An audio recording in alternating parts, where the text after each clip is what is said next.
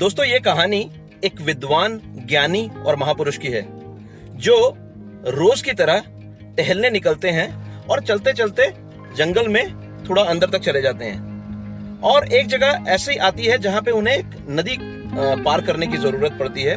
लेकिन जब तक वो नदी तक पहुंच पाते हैं वो देखते हैं कि नाव निकल गई है और वो इंतजार करते हैं, नदी के तट पे बैठे इंतजार करते हैं कि दूसरी नाव आएगी तो वो नदी पार करेंगे।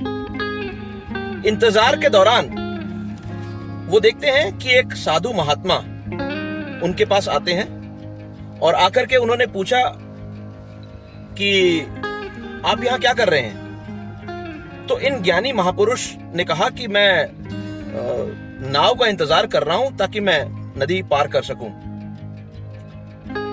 ये साधु महात्मा, उनके चेहरे पे थोड़ा सा घमंड था और उन्होंने मुस्कुराते हुए कहा कि तुम तो इंतजार ही करते रह जाओगे। तो ये ज्ञानी महापुरुष ने कहा, बाबा मैं समझा नहीं, महाराज मैं समझा नहीं।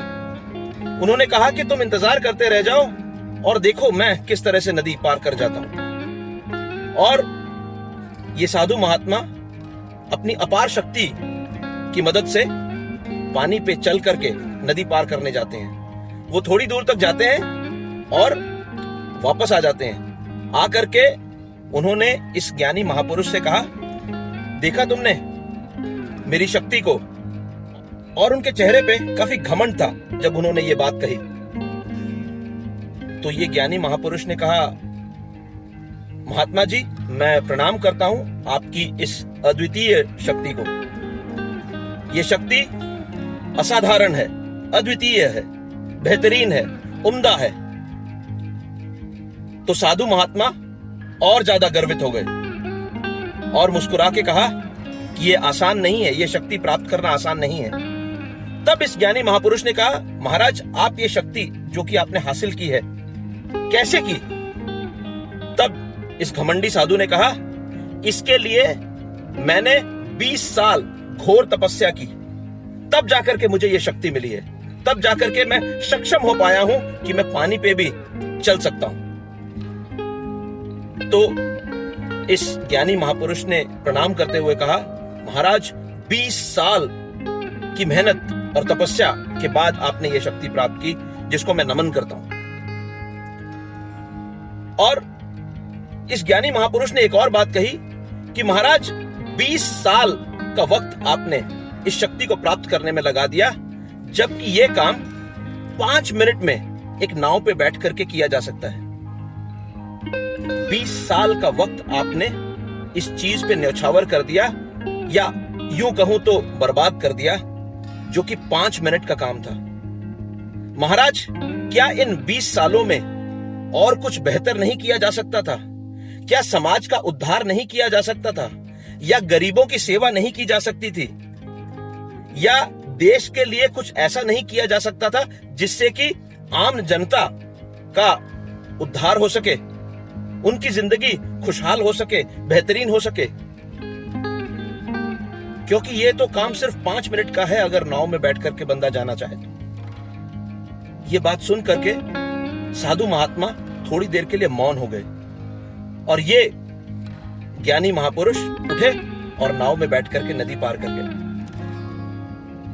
साधु महात्मा जो इससे थोड़ी देर पहले तक बहुत ही घमंड से इस चीज का व्याख्यान कर रहे थे कि मैं पानी पे चल सकता हूं, अब वो सोच में पड़ गए। दोस्तों, ये छोटी सी कहानी हमें बहुत कुछ सिखाती है। कहीं हम भी ऐसी किसी चीज के पीछे दौड़ तो नहीं रहे हैं जहां पे हमें बहुत सारा पैसा खर्च करने की जरूरत पड़ रही है, बहुत सारा समय लगाने की जरूरत पड़ रही है। ऐसी किसी चीज को हासिल करने के लिए हम तो नहीं भाग रहे जिसे कि हम और आसान तरीके से प्राप्त कर सकते हैं, क्योंकि सिर्फ नजरिया बदलने की देर है। कई बार हम भी अपनी जिंदगी में ये छोटी छोटी गलतियां कर जाते हैं, लेकिन अगर हमें इस चीज का एहसास हो तो हमें पता लगता है कि नहीं, इस चीज को तो हम बहुत आसानी से प्राप्त कर सकते थे। चाहे डिग्रीज की बात करें, चाहे पढ़ाई की बात करें, चाहे प्रॉपर्टीज की बात करें, चाहे बड़ी गाड़ी की बात करें, चाहे बड़े घर की बात करें, और ऐसी कई सारी चीजें। क्या हम ऐसे ही किसी छलावे के पीछे तो नहीं भाग रहे हैं? दोस्तों, नजरिया बदल के देखिए, जिंदगी में काफी परिवर्तन आएगा। देखो तो दुनिया में सुख ही सुख, न देखो तो दुनिया दुख का दरिया। ये जिंदगी और कुछ नहीं है यारो, ये सिर्फ है देखने का नजरिया। दोस्तों, आशा करता हूं ये एक छोटी सी कहानी पसंद आई होगी। अगर आई है तो लाइक एंड शेयर करना न भूलें। मैं आपका फ्रेंड राजा सिंह स्पेस में बना रहूंगा। हाँ दोस्तों, याद रखिएगा कि ये कहानी बच्चों के साथ जरूर शेयर कीजिएगा। इस वीडियो को देखने के लिए बहुत बहुत धन्यवाद। आपका दिन मंगलमय हो।